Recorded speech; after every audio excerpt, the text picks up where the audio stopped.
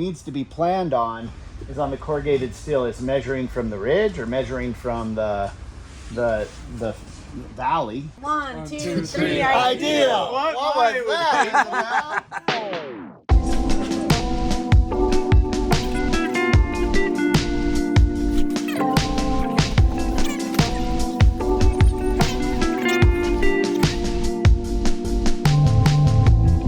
Today we are going to finish installing our tile and then we're going to grout it.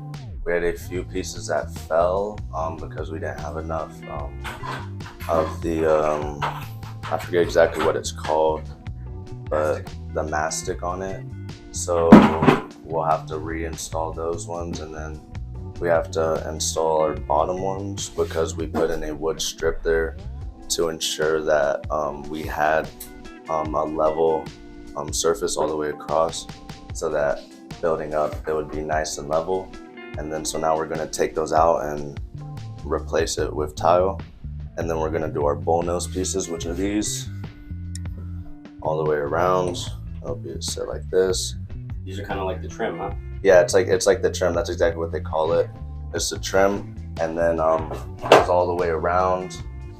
And then after we do that, we'll have to put the grout in, which goes in between all the lines, which is the final process of installing the tile. So the blade, just the bottom of it hits the water, so when it spins, it sprays the water onto the tile to make sure that it has moisture or wetness when it gets cut, because you can't just cut the tile when it's dry, because it is a rock basically. It's a piece of earth that they just compound and make it into those tiles, so it can't just be cut with a pure blade without any type of water. Yeah, this is for the base of the shower because you want to try to minimize as much debris and materials from getting inside of there. At the end, we'll clean it, of course, but I just want to try to, I probably have to fold it in half. Then what I usually do is I just get something a little heavy and just put it in the corners, or I'll just tape it off. It doesn't matter too much because we don't have our drain connected to anything. It's just stubbed out through the floor.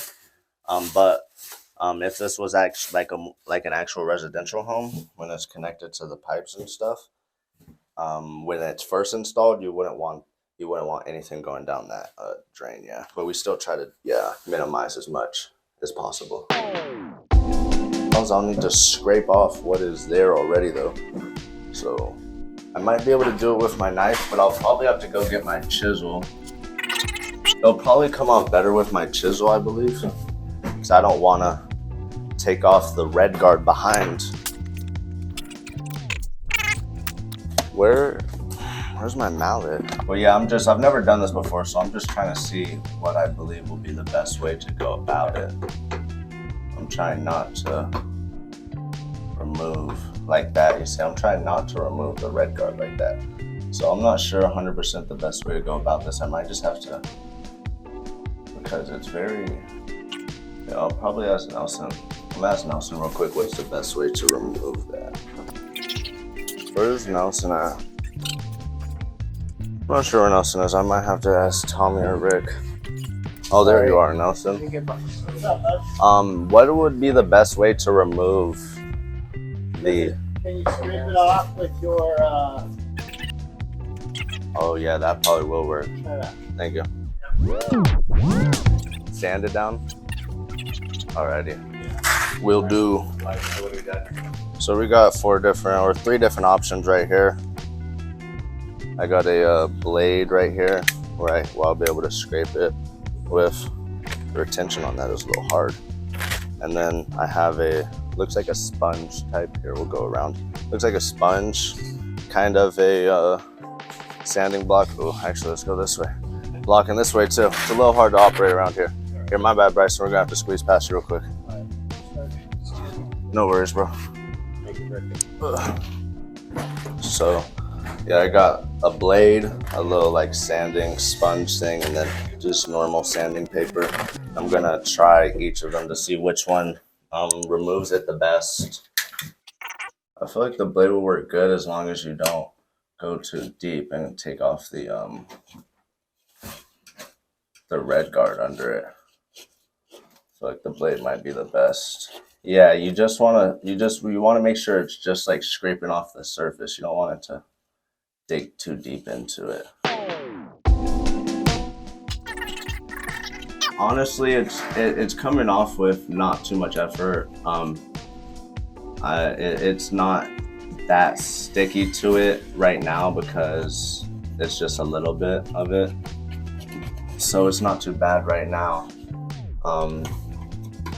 It's just more having to make sure you're doing it correctly.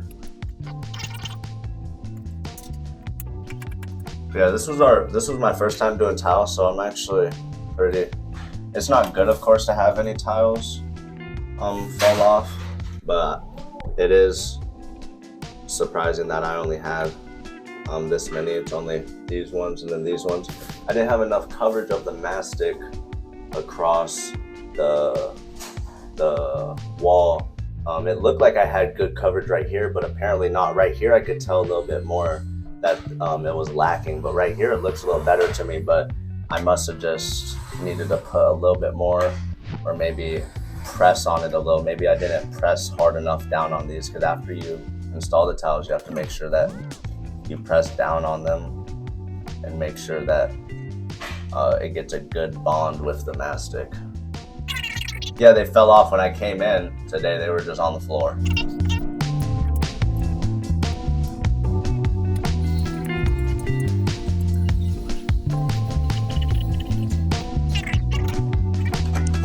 I might be able to just do it like this.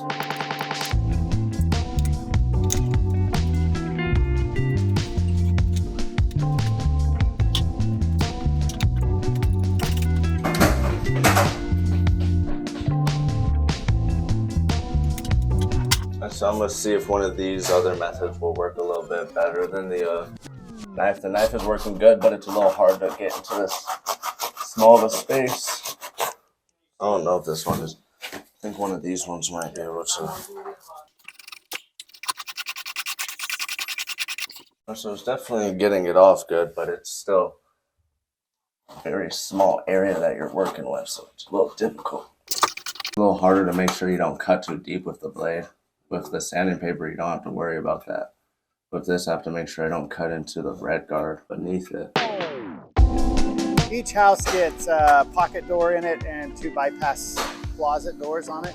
So here's how they come. They come in this just primed fashion. They're all the same, whether it's a pocket or a bypass. We're doing the same door on each, but they need to be painted. So over here we've set up our painting station, and they have a little shim. Yeah. Go ahead and show me. Yeah, over here we're painting them. We have the shim up top to hold them off the side. We paint the front, then we flip them around, and then we paint the back and the sides. So it really makes it easy. And then we let them dry. After we let them dry here for about 20 minutes, we take them over to our station here. And this is where we're gonna let them get solid, and they'll finish drying over here. And so it allows us to keep moving with the process of getting the doors painted.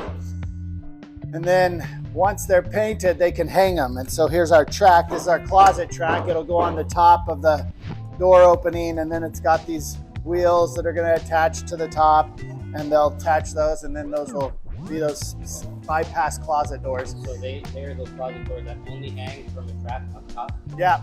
And no track on the bottom? On the bottom's just this little guide that keeps them in next to each other so they don't swing out. But that's just basic. And then they'll also install one of these as a pocket door. So what is the pocket door? What is that? Pocket door is going in the doorway to the bathroom. They put in that frame early on, and they'll have to put wheels on it, and then they'll put it in. We'll put some trim around it and get it all set. But had to get them painted first before they can do anything else. And let's go see the crevice for the pocket. Yeah, for sure. Come on over. That's what it's working, correct? Yeah. Light coming out. Yeah, we'll go in number 2. They have a light on.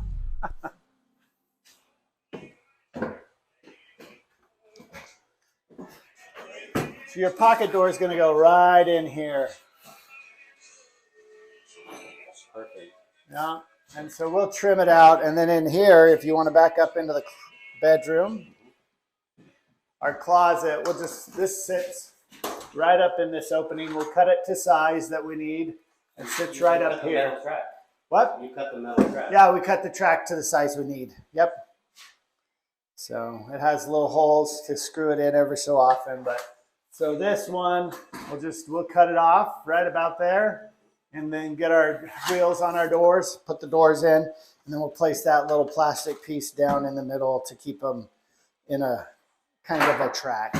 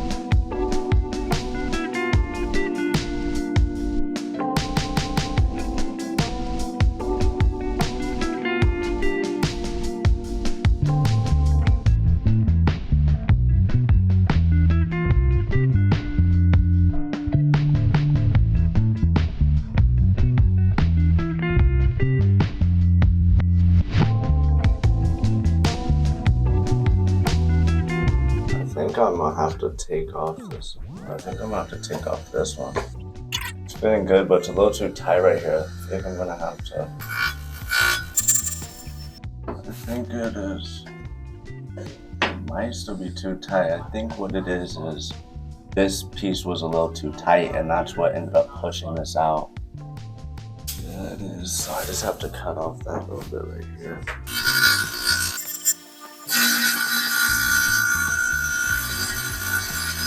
Yeah, it's very, very small amount. When you're doing this, you're supposed to, the only reason I'm doing this is because I'm trying to fit a piece into a hole.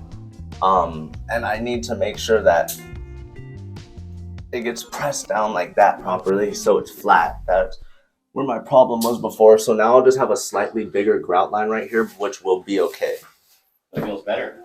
Yeah, it feels better. Before there was like an edge sticking up right here, and you can tell because you want these all to be nice and as level as you can get them. Before there's an edge sticking up. I did not want that. And then you just want to make sure you clean out your irons. Yeah, and you want to leave that open for the grout. With this cut, you could slightly tell, like you can tell that I did have to cut right here, but it's very slight. And then once we fill this in with grout, you'll barely be able to tell. Especially because it's over here in the corner.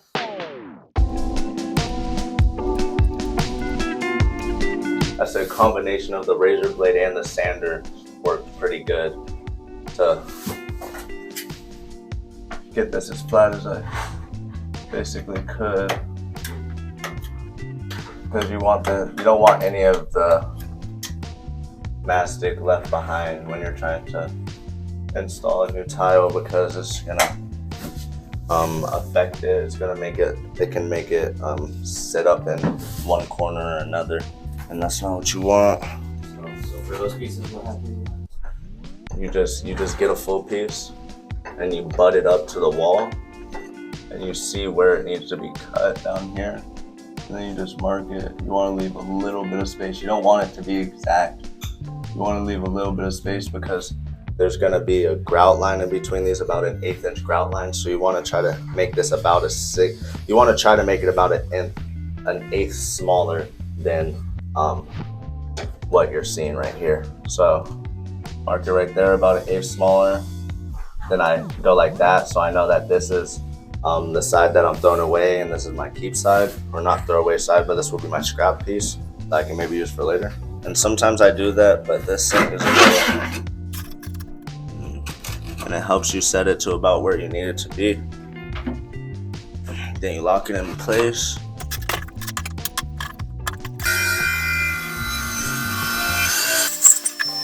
Yeah, just to clean it off a little bit. We'll clean it at the end as well. And then I just want to dry fit it, make sure it's fitting nice. Yes, it is. That's what I want right there. So then I get a little bit of this mastic. And what you usually do is you apply it straight to the wall, but because we can't apply it to the wall because the area is so small, we're just gonna apply it straight to the back of our piece of tile. Like putting butter on toast. Yeah, exactly. That's what it's called. It's actually called butter in the back of it. And you just get some put on there, and then you want to keep, because you want to keep the motion when you're installing tile. You want to make sure that the lines are horizontal with the way that the tile is being installed. So you want the lines to go this way, so then So it attaches better? yeah, when it's that way, it allows the air that gets trapped between here gets pressed out better than if you were to do it this way or squiggly or whatever. It's a pretty specific way that you have to do it. It's practically to make sure that the air behind it doesn't get trapped, because if it gets trapped, it can make the tile eventually push up.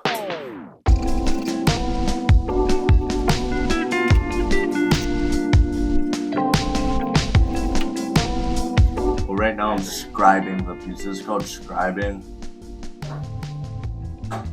And then after I scribe it, I dry fit it.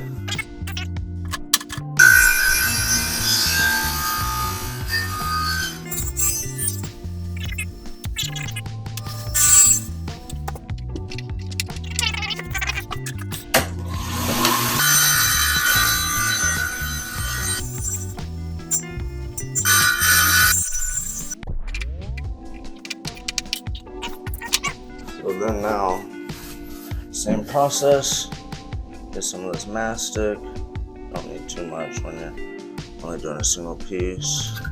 Spread it onto the back. This thing is really dainty. It's hard to like hold with just my few fingers.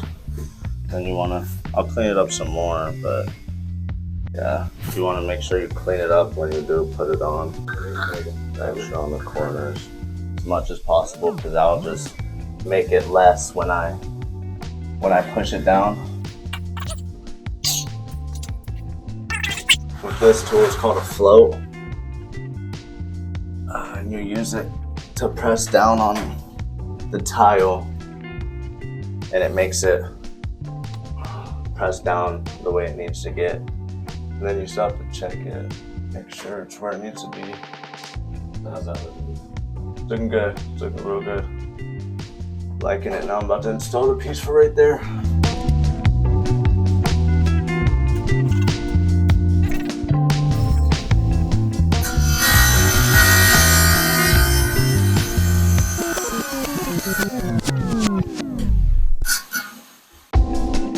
Now we'll just put on some more mastic on the back of this.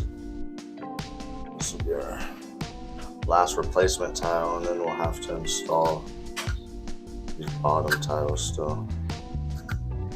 It's not done with tiling yet, but it'll be easier with these other ones because we won't have to work with such a small, it will be a small area, but we'll have to remove the mastic off the wall, which is pretty annoying to be honest. I'll never make that mistake again. You said it was just too little mastic. Yeah, it must have just been too little mastic. It was my first time installing it, so I wasn't 100% sure how much I needed. I thought I was getting good coverage, but I guess I just needed to have just a little bit more. And it's a lesson I learned, and I will definitely remember it.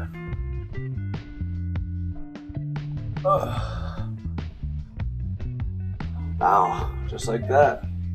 It feels good? Yes, sir. Feels good, looks good, is good. A little wipe. Go press. Make sure it doesn't fall down again. I think what might have happened here was either the pieces might have just been a little bit too big, so they popped out of place, or there was too much mass or too little mastic. It's one of the two. Not 100% sure which one it was. But those are both two instances where it could have. I believe right here, it was too little space because I had to grind a little bit off right here to be able to install this piece. But these pieces, I think there was either too little mastic or it just wasn't pressed down properly. I'm just kind of pushing a little bit, trying to make sure that these lines line up as good as I can. They're not going to be 100%, but you want to try to get them as good as you can. Now I got to let it dry before I'm able to install the grout. We'll do the grout probably in a few hours once everything dries. And in the meantime, I'll probably come out here and work on some of the shiplap caulking and then installing like my Z metal and maybe doing some electrical as well. Just trying to finish these up. Elijah, so it was kind of a good thing that those tiles flopped out on you, because you learned that, as you mentioned in there, either certain tiles were a little too big and they popped out, or not enough mastic, or a combination of both, right? But you learned something, right? Yes, sir, most definitely. That's the whole point of this program, is for you to make mistakes while you're doing stuff, because I've never done it before. A lot of stuff I haven't done before, same with a lot of the classmates. So you need to make those mistakes to be able to learn from them, or either see your classmates make mistakes and then learn from those mistakes. And then you'll be able to improve your performance in the future when you're doing whatever work you're doing. And again, it all goes back to the same thing, right? Like, they're not mistakes. They're just something that you learned in a different way. Yeah, honestly, you have to really take all your mistakes as lessons, because you have to just make sure you learn from them. You can't beat yourself up. You can't just put your head down and not want to do it just because you made a mistake. You have to learn from your mistake, fix it, and get it done right. Would you be this strong of a tradesman without those mistakes? No, not at all. If you never make the mistakes, then you don't see what can go wrong. If you never see what can go wrong in something, you're always going to think it's flawless and it's going to be able to go exactly how you planned. And that's not how stuff goes in construction. There's always stuff that you're going to have to change and work around. So you need to be able to make these mistakes and see these things to grow your knowledge when you are confronted with these type of problems.